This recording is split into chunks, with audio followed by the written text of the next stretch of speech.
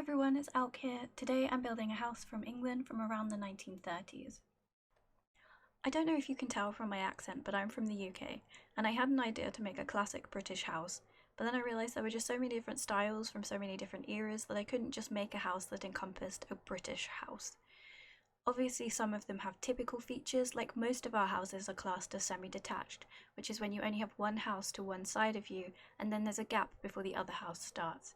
Sometimes, if you're lucky, you have a detached house, which is no house to either side, and then some houses are called terraced houses, which are just long rows all stacked next to each other that have classically been more associated with cheaper factory housing.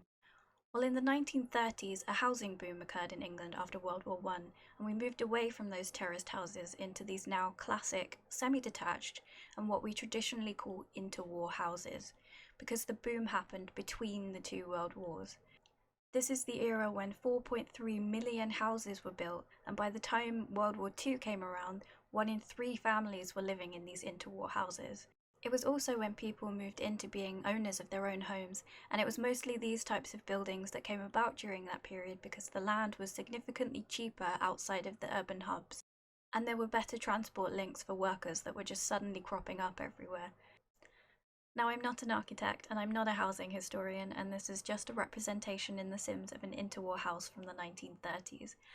But I've done some research and I'm going to try and keep it pretty accurate, in layout and outdoor style anyway. I haven't done the inside like a 1930s house because we just don't have the infrastructure in The Sims, though I could give it a shot if you'd like me to. I've done it as though it might look today or as though it had been renovated. Most of these houses were just an evolution, or de-evolution depending on which way you look at it, of the more ornate Edwardian houses for the middle classes that came about in the early 1900s. They came to a sudden end with the outbreak of World War I, but I can cover more about those in another video if you'd like. But the Edwardian houses, they typically had these bay windows but with trimmings on the outside of the house that were far more ornate, and they often had these roofed areas over the porch and maybe over the front bay window. Though, like the Edwardian houses, these interwar houses were heavily influenced by the arts and craft movement of the early 1900s, which was a kind of kickback from the heavily mass-produced items that the Victorian era brought about. The arts and craft movement valued handmade items and individualistic pieces over the manufactured, though it got kind of skewed in these houses and became a feature of them rather than an individual style, and in a way made them mass-produced again, but it's the reason for this Tudor-style cladding on the upper floors. The style was typically known as Tudor-Beathen. It's a mix of old Tudor and Elizabethan timber beams and wattle and daub, so I've put that on the upper floors. And it was often found raying out of the upper bay window like this on the front, so I've kept that. The bottom floor I've kept as simple brick, which is typical of British houses in general, and would probably keep the price of these down with the more individualistic upper floors. I couldn't find an exact front door in The Sims, but usually they were under these bricked archways, and usually glass panelled as well. There were a lot of stained glass in these doors, as well as in the 1930s in general, but I couldn't find one. But today, even if you drive around England, you can still see some of these in the doors and the windows. The layout of these houses changed a lot from the terraced houses the lower classes were used to, which by this point were considered overcrowded, damp and unsanitary. These new houses were built with a front hall leading to a living room and a second room on the downstairs which could be used as a dining room. It also had a kitchen downstairs. Sometimes, rarely, but I've included one just to show you, these older buildings have a tiny bathroom just behind or under the stairs as well. Upstairs they have 2 bedrooms, sometimes a third room, which in my house we call the box room, and the most revolutionary thing at the time, a bathroom with a toilet, indoors.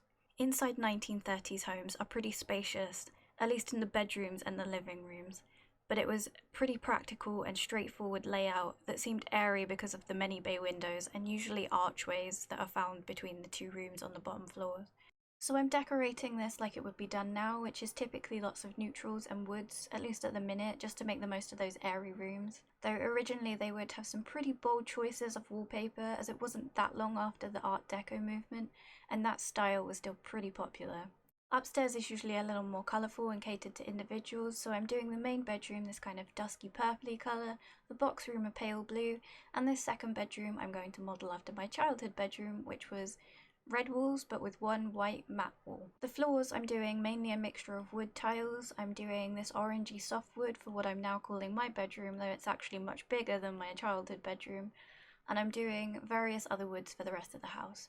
In the kitchen I'm doing this tile, which is usually what's in the kitchen here, though not always, but I wanted it to look like something might be still left from the old house. For the kitchens I'm doing neutrals again, a fairly light wood with clean looking countertops.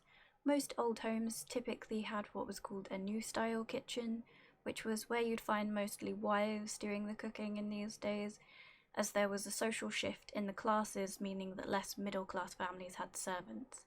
The kitchen was where you do your cooking and washing, and you'll still find many British houses today with the washing machine for clothes in the kitchen.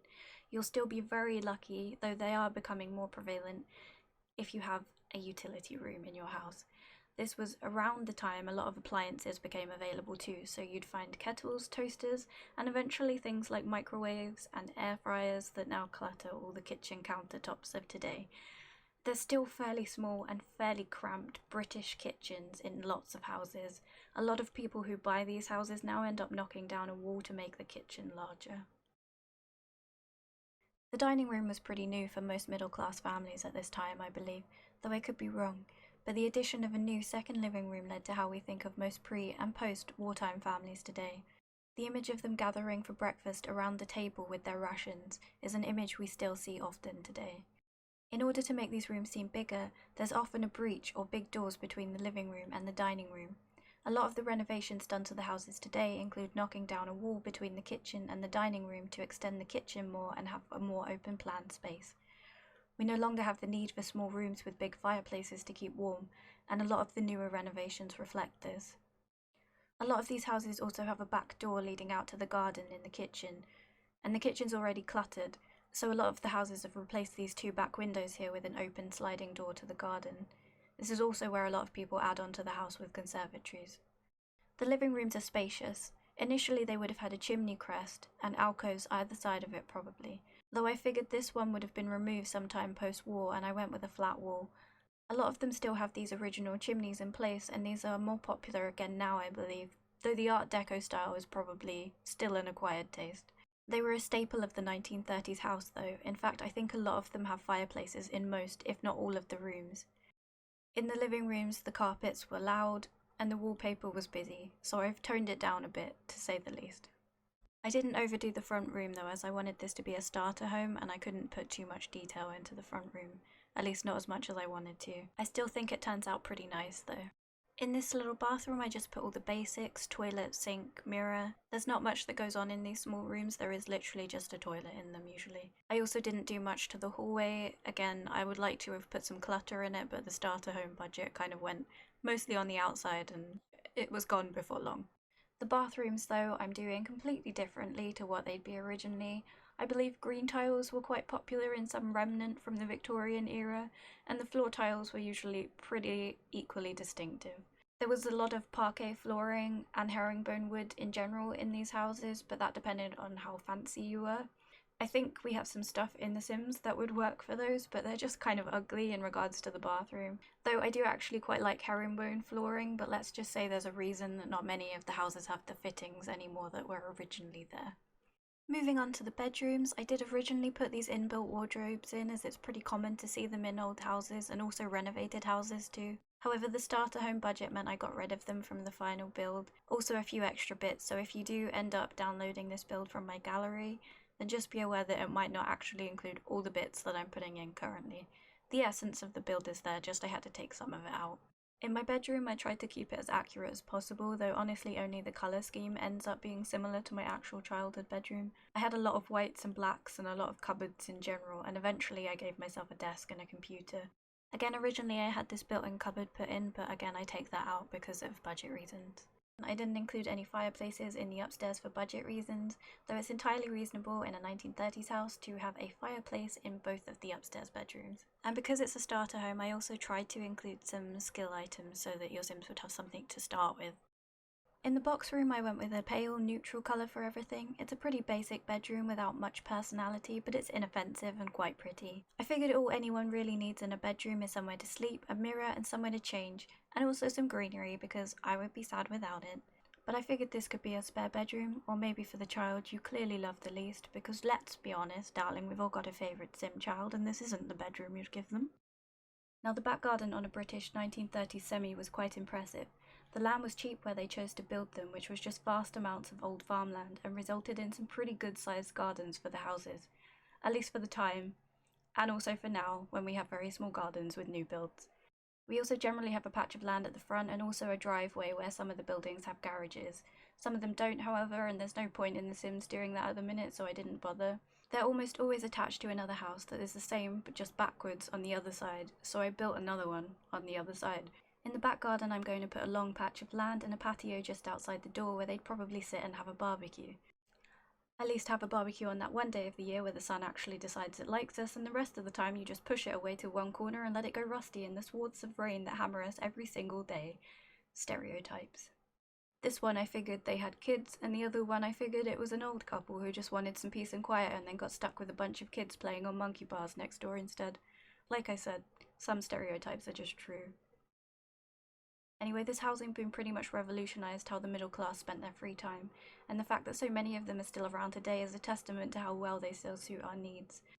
The houses were often down roads called cul-de-sacs and sort of became what you think of when someone says British suburbia. I think these style of houses were most often seen in the south of England, and you can see some in the north, but the row housing is more common. Unfortunately, little did they know that in the coming decade, Britain would see another type of boom, one that would destroy over 1 million homes in London alone. If you'd like to download this build, it'll be available on my gallery, which is ElkieFawn. It's also in the description down below. There's both the single and the double version of this house. I hope you enjoyed this build and/or history lesson on a really obscure part of British housing. You're welcome, by the way. If you like this, please consider subscribing or hitting like, and let me know what other type of weird British house you'd like me to build, or any build in general, and I'll see you in the next video.